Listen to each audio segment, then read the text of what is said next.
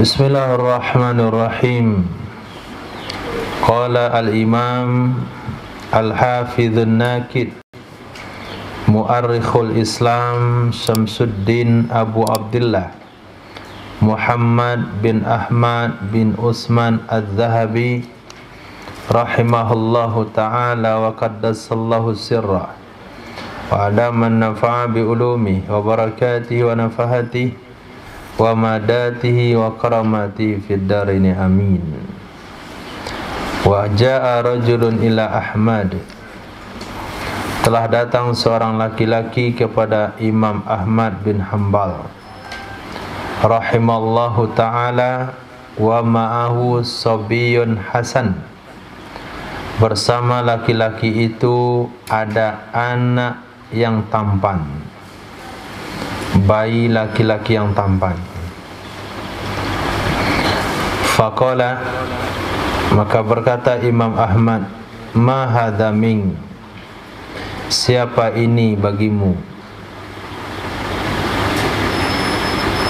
Siapa ini bagimu? Ini yang kamu bawa ni siapanya kamu ni?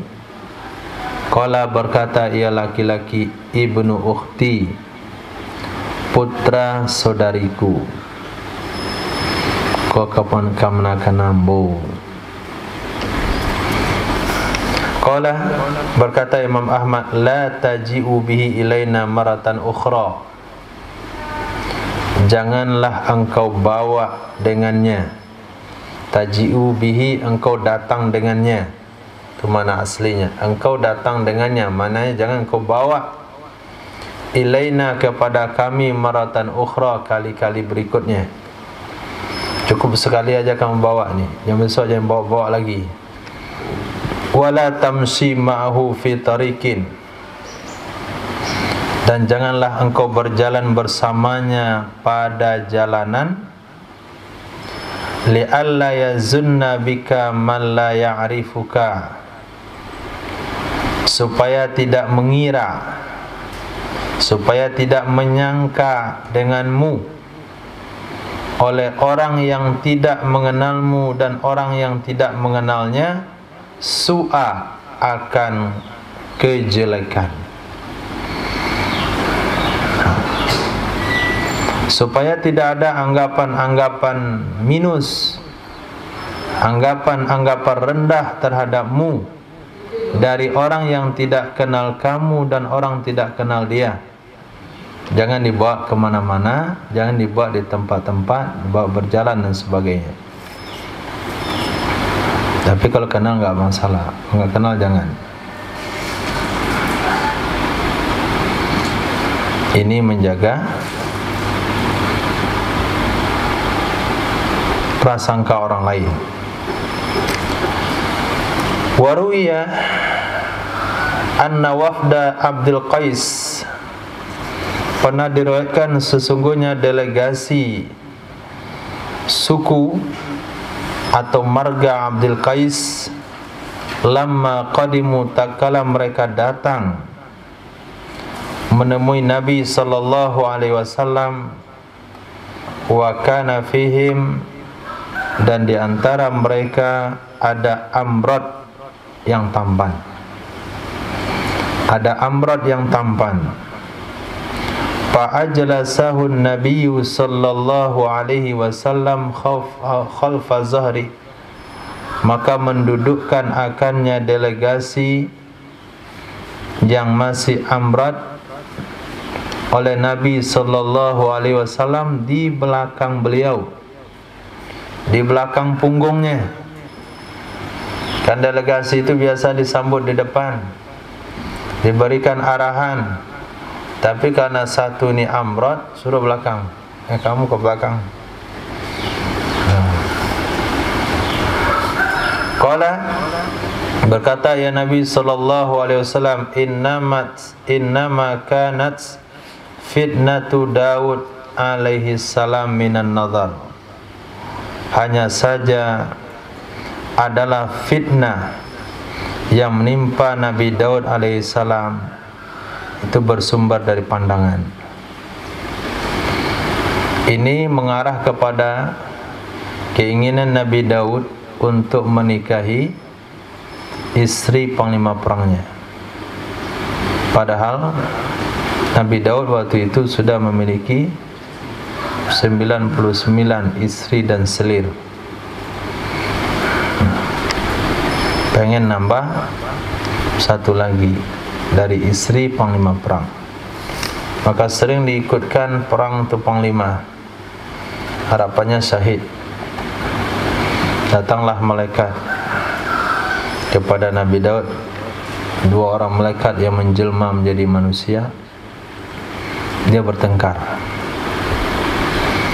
Apa kata malaikat? Haza akhi, ini saudara saya. Lahu tis'atu wa tis'una na'ja, dia punya 99 ekor kambing.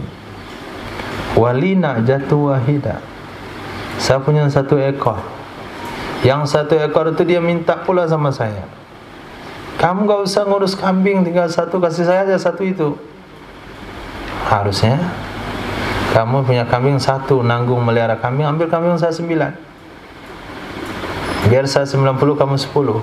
Ini kebalik. Berikan yang 1 itu ke saya, nanggung melihara kambing, biar kambing saya 100. Dia punya 99, dia minta lagi yang 1. Sadar akan hal yang dialami oleh Nabi Daud, maka beliau bersyukur kepada Allah. Terjadilah sujud syukur.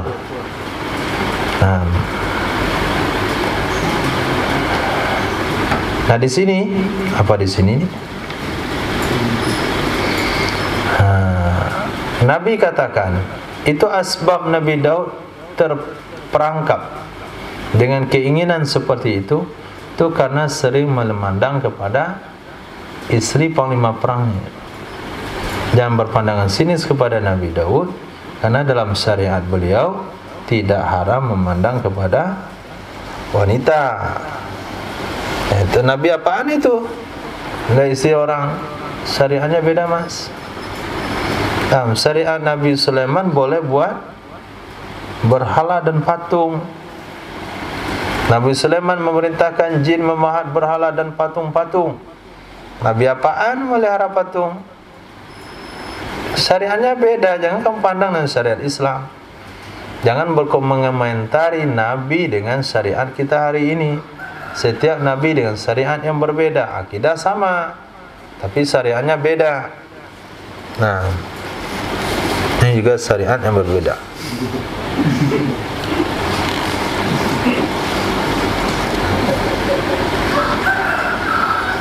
Kenapa orang itu pengajian nutup hidung ya?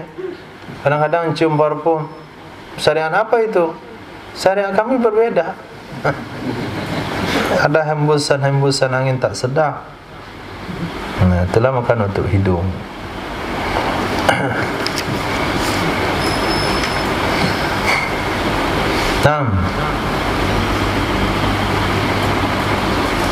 Wa ansadu sya'ran, mereka mensenandungkan sebuah syair.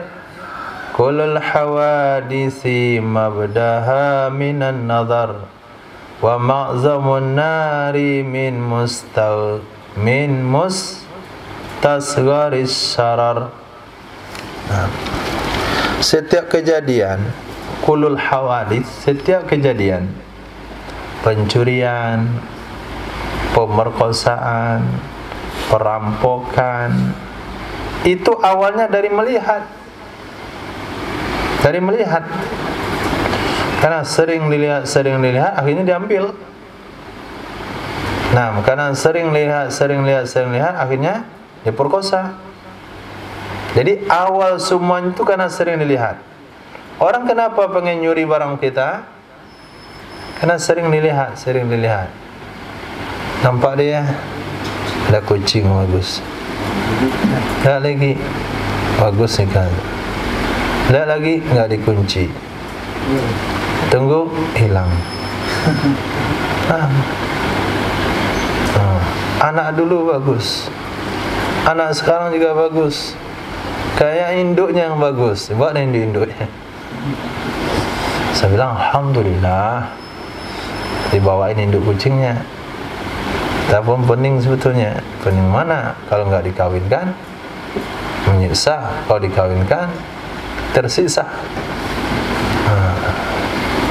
Tapi sayangnya kenapa anaknya dibawa juga? Induknya aja dibawa, kamu kembangkan di situ. Awalnya apa?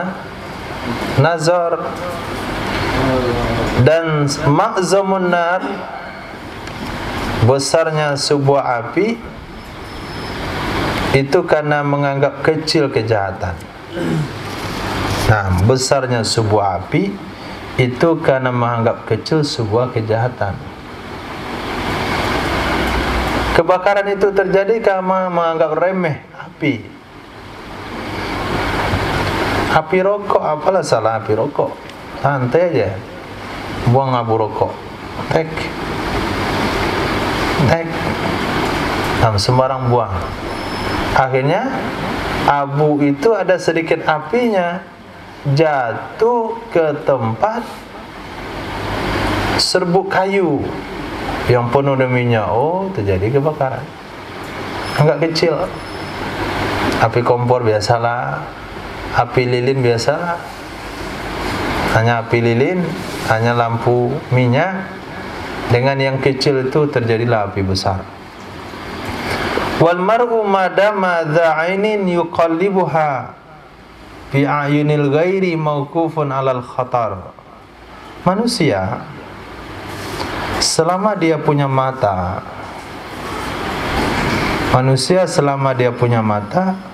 dia akan membalikkan akannya manusia, akannya mata. Dia akan membolak-balikkan akannya mata fi ayunil ghair, pada benda-benda orang lain yang mauquf alal khatar, yang bergantung atau berdiri atas bahaya. Berdiri di atas bahaya. Manusia selagi punya mata itu ada berpikir untuk melihat lagi. Tertarik dan barang itu diambil. Barang-barang orang lain menjadi bahaya, terancam. Ayun, benda-benda. Kam nazratin fa'alat fi qalbi sahibiha fi'la syihami bila qausin wala watari. Betapa banyak pandangan telah memperbuat di dalam hati pemiliknya. Kam nazratin, betapa banyak dari pandangan, fa'alat, telah berbuat, artinya telah memberi bekas pada hati pemiliknya seperti anak panah tanpa busur dan tanpa tali. Tali panah itu apa namanya? Senar. Nah, tanpa busur dan tanpa senar. Antum lihat kesan anak panah? Pernah lihat kesan anak panah? Pergi ke dekat kandang ayam bagian belakang situ. Pas keluar di situ, nanti di sebelah kanan ada pohon coklat. Antum lihat di batang coklat itu kesan anak panah, karena situ pernah ditempelkan busur sasaran panah. Lihat batangnya berlobang-lobang. Nah, begitu hati pemilik mata berlobang-lobang karena kesan mata sama dengan kesan panah. Panah yang tak bertali, panah yang tak berbusur. Maka ketika melihat perkara yang hijau-hijau, maka hati pun hijau. Melihat tepi laut yang biru, hati pun senang. Tapi ketika melihat perkara yang merusak akal, maka hati juga jadi rusak.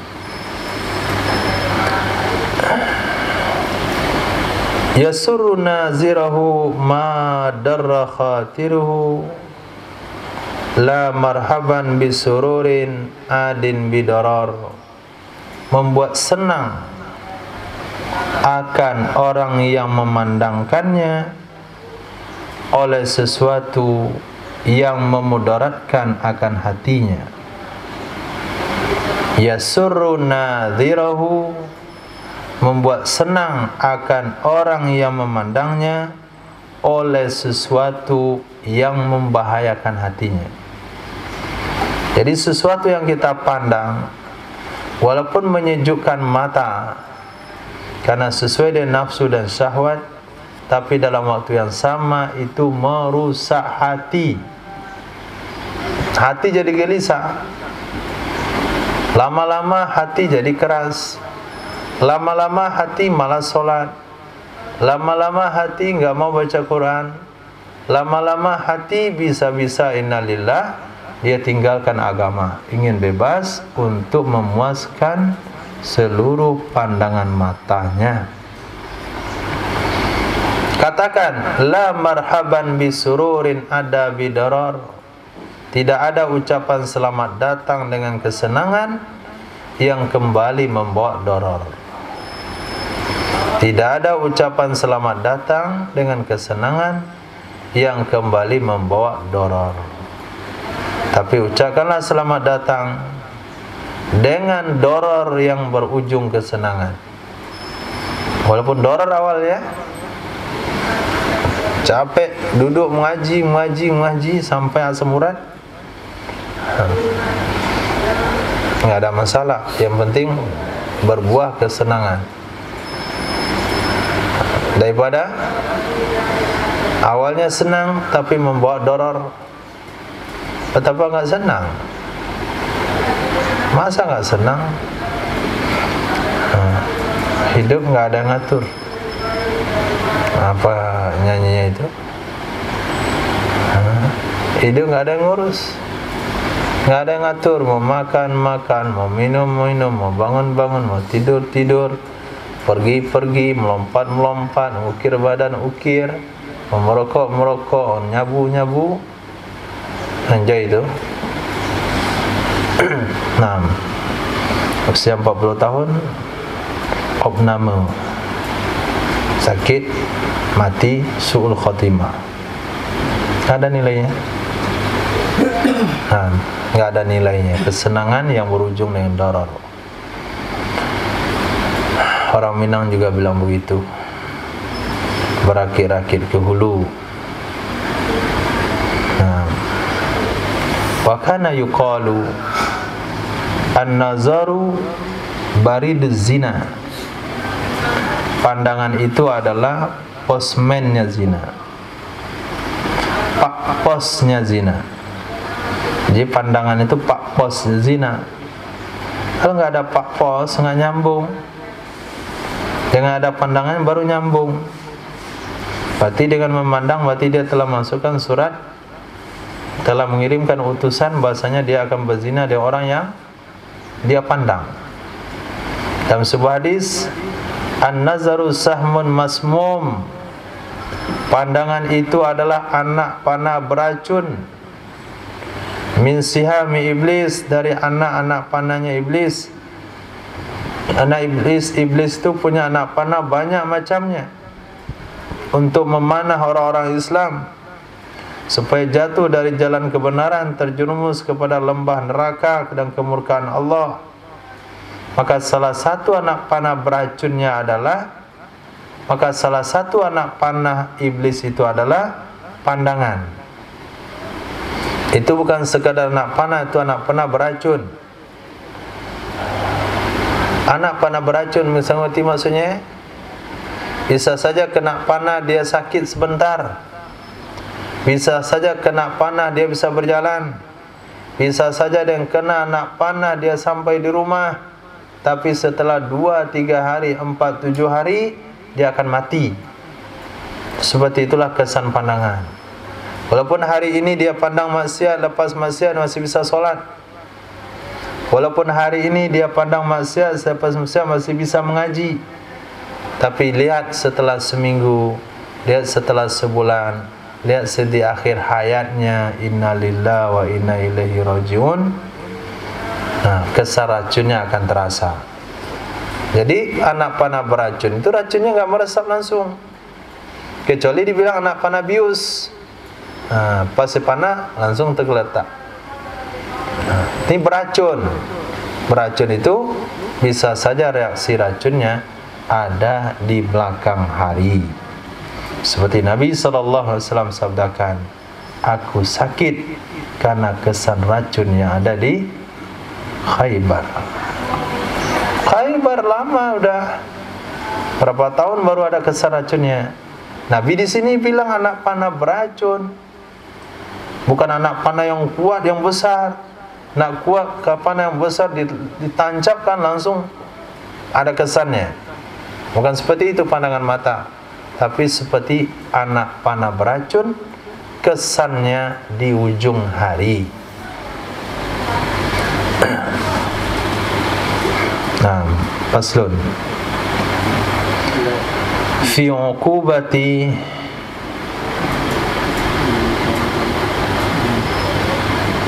faman tarakahu lillah, maka siapa saja yang meninggalkan akannya pandangan lillah karena Allah, dia tundukkan pandangan karena Allah, dia tidak lihat dosa itu karena Allah, dia tidak mau memandangkan matanya kepada perkara maksiat itu karena Allah. Apa balasan dari Allah? Aurasallahu qalbahu, memberikan oleh Allah ke dalam hatinya halawata ibadatin, manisnya ibadah, yajiduha ila yaumil qiyamah, yang akan dia rasakan sampai hari kiamat. Maka kita lihat, ketika kita sering lalai, ketika mata sering tidak terjaga, ketika amal mulai berkurang, keistiqomahan, kebetaan seseorang dengan amal itu dicabut. Betahnya itu dicabut. Solat pengen cepat, terburu-buru secepat-cepatnya. Kenapa? Kesan mata tadi. Karena tidak dapat lagi manisnya iman, manisnya ibadah. Faslun fi uqubati man amkana min nafsihi ta'ian. Pasal tentang hukuman seseorang yang menyerahkan, amkana, menyerahkan, min nafsihi, dari dirinya, hal keadaan dia taat. Diriwayatkan dari Sayyidina Khalid ibn Walid radhiyallahu an, annahu, sesungguhnya beliau, kataba, telah menulis surat kepada Sayyidina Abu Bakar As-Siddiq radhiyallahu an, annahu, sesungguhnya Sayyidina Khalid ibn Walid wajada, menemukan, fi ba'din nawahi, di sebagian pelosok-pelosok daerah yang ditaklukkan, rajulan yungkahu fi duburi, seorang laki-laki yang digauli pada duburnya. Seorang laki-laki yang digauli pada duburnya. Fastasyara Abu Bakrin as-sahabah, setelah menerima surat dari Sayyidina Khalid bin Walid, musyawarahlah Sayyidina Abu Bakar As-Siddiq dengan beberapa orang sahabat radhiyallahu ta'ala anhum, fi amrihi, di dalam urusannya Sayyidina Khalid ibn Walid. Faqala Aliun ibnu Abi Talib, maka memberikan pendapat, berkatalah Sayyidina Ali bin Abi Talib radhiyallahu an, inna hadza zambun la ya'lamuhu illa la ya'maluhu illa ummatun wahidatun qaumul lutin. Sesungguhnya ini adalah satu dosa yang tidak mengamalkan akannya dosa kecuali satu umat, yaitu kaum Lut. Ini sepanjang sejarah dunia, dosa ini enggak ada yang mau buat, enggak ada yang mau lakukan, kecuali satu umat saja sepanjang sejarah dunia, itu kaum Lut. Wa qad a'lamana, sungguh telah memberitahukan kepada kita oleh Allah Subhanahu wa taala bima sana'a bihim, dengan apakah Allah perlakukan mereka, dengan sesuatu yang Allah perlakukan kepada mereka, yaitu diangkat buminya, ditenggelamkan dan dihujani dengan batu. Aro, berdasarkan hal itu saya berpendapat ayyuhraqa binnar, bahwa dibakar ia dengan api. Pakataba Abu Bakrin, maka menulis surah oleh Sayyidina Abu Bakar As-Siddiq kepada Sayyidina Khalid bin Walid, hasil daripada musyawarah, anihrikhu, bakar olehmu akannya, fa ahraqahu, maka membakar akannya beberapa orang yang digauli di duburnya oleh Sayyidina Khalid radhiyallahu an. Nah, itu maknanya amkana min nafsihi, dia menyerahkan dirinya, bukan diperkosa, bukan dirogol, tapi dia pasrahkan dirinya untuk digauli di duburnya. Sulitlah dikatakan diperkosa. Kenapa sulit? Pertama, dia laki-laki, yang kedua didubur.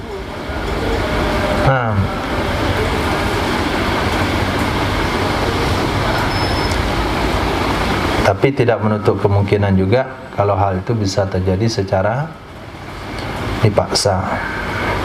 Wa qala Ali radhiyallahu an, man amkana min nafsi ta'ian hatta yumkaha, siapa saja yang mempasrahkan, siapa saja yang mempasrahkan dari dirinya, ta'ian, hakadan dia taat, hakadan dia setuju, sampai digauli, alqallahu alaihi syahwatan nisa, memberikan oleh Allah kepadanya nafsu wanita. Nah, memberikan oleh Allah kepadanya nafsu wanita. Ini jaminan dari hadis yang diriwayatkan oleh Sayyidina Ali, hadis mauquf ini. Tapi lahirlah kesan transgender. Dari mana? Dari mana? Dari orang-orang yang sudah digauli di duburnya. Setelah digauli di duburnya, dia punya syahwat beda lagi, bukan syahwat laki-laki. Syahwat perempuan dia punya, padahal dia laki-laki. Karena dia punya syahwat perempuan, akhirnya terjadi translate jenis kelamin. Dibuang semuanya, kemudian dirakit berubah wujud. Nah, siapa yang salah itu? Dokter. Nah, dokter,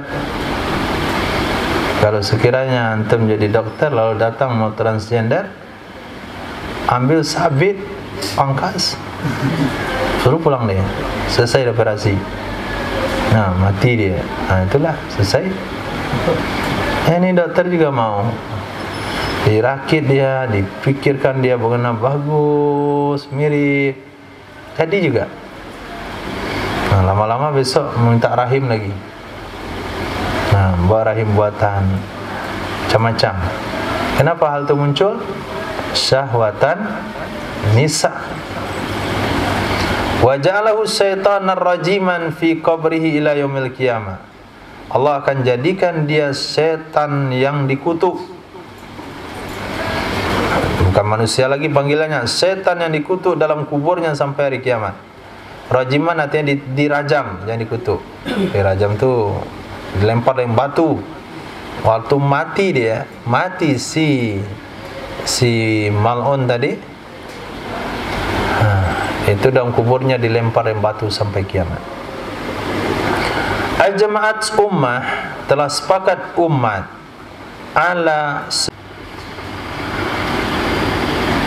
ala narin, melewati di dalam perjalanannya Nabi Isa, siyahah, di dalam pengembaraannya Nabi Isa melewati satu api tuqadu ala rajulin, yang dinyalakan di atas seorang laki-laki.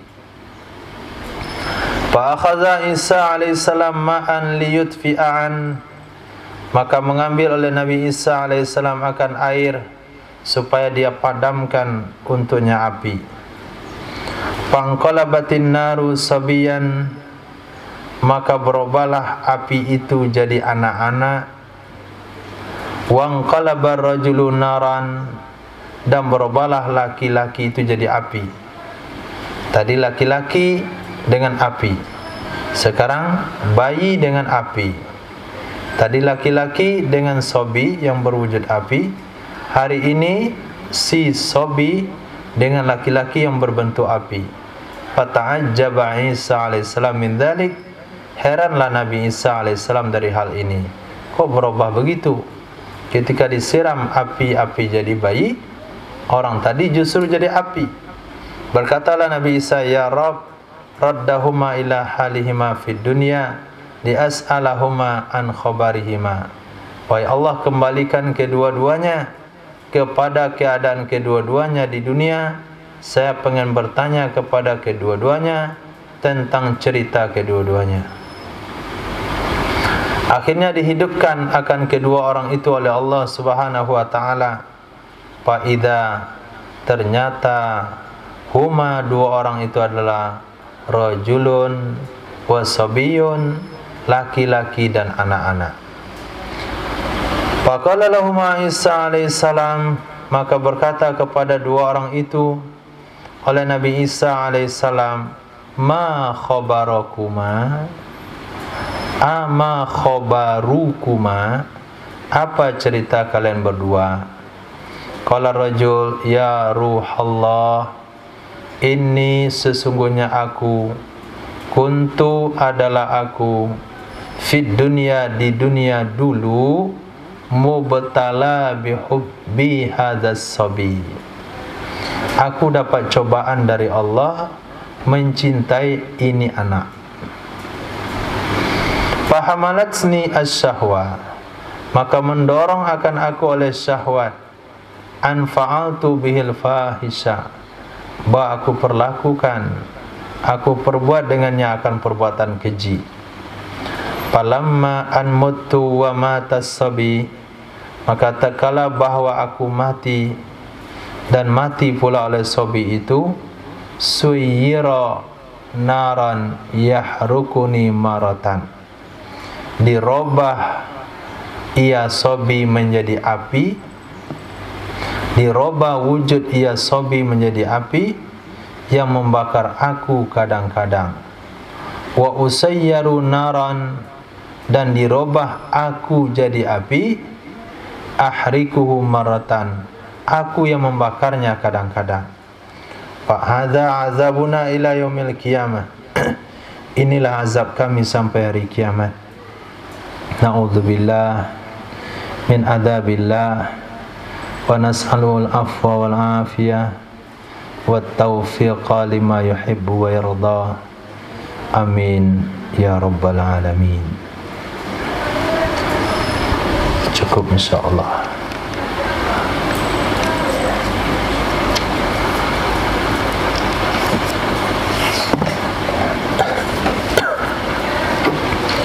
Subhanallah wa bihamdihi, subhanaka wa bihamdika, asyhadu an la ilaha illa anta, astaghfiruka wa atubu ilaik. Subhanaka rabbil izzati amma yasifun, wa salamun alal mursalin, alhamdulillahi rabbil alamin.